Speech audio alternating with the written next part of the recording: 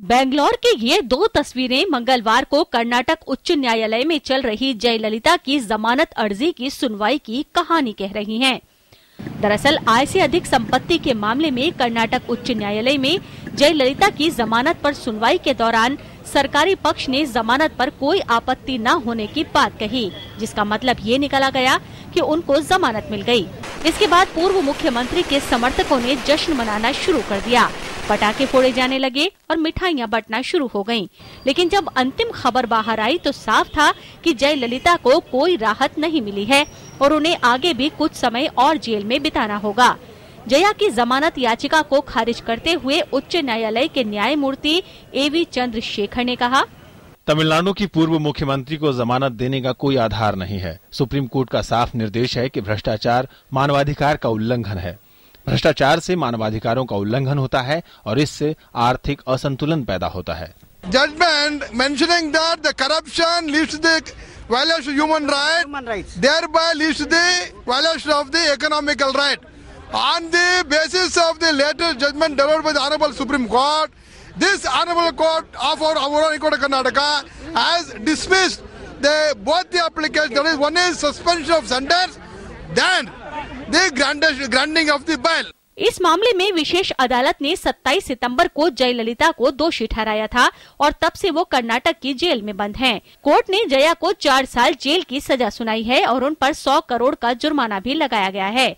जयललिता ने high court में याचिका दाखिल कर विशेष अदालत के फैसले को रोकने और जमानत की मांग की थी। जयललिता की तरफ से सुप्रीम कोर्ट के वरिष्ठ वकील राम जेठमलानी कोर्ट में दलील रख रहे थे।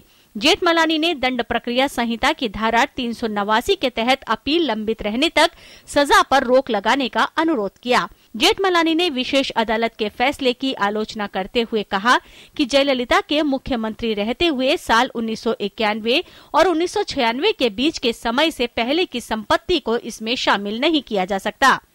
जस्टिस एवी चंद्रशेखर ने जमानत याचिका खारिज करने के साथ ही इस मामले में तमिलनाडु के पूर्व मुख्यमंत्री को मिली 4 साल कैद की सजा निलंबित करने से भी इनकार कर दिया। हाई कोर्ट के फैसले के बाद बेंगलोर से चेन्नई तक मातम फैल गया। समर्थकों में निराशा फैल गई और उन्होंने जगह जगह विरोध प्रदर्शन किया। हालांकि विरोधी अदालत के फैसले से हैरान नहीं हैं।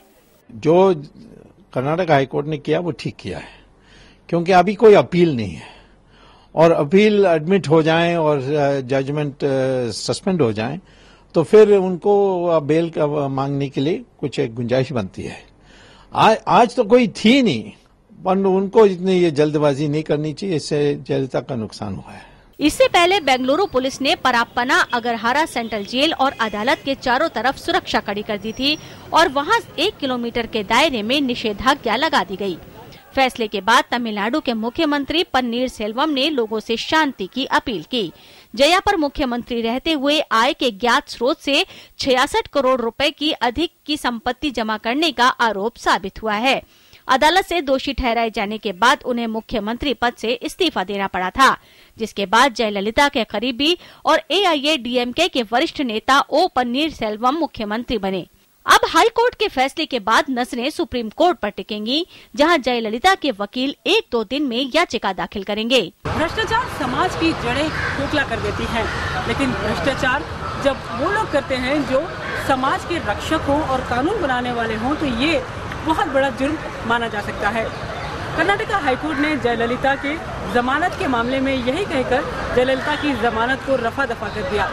जाहिर सी बात है, कर्नाटका हाईकोर्ट की तरफ से आया ये फैसला एक ऐतिहासिक फैसला है, जो आने वाले दिनों में भ्रष्टाचार से जुड़े मामलों के लिए एक रेफरेंस पॉइंट बन सकता है।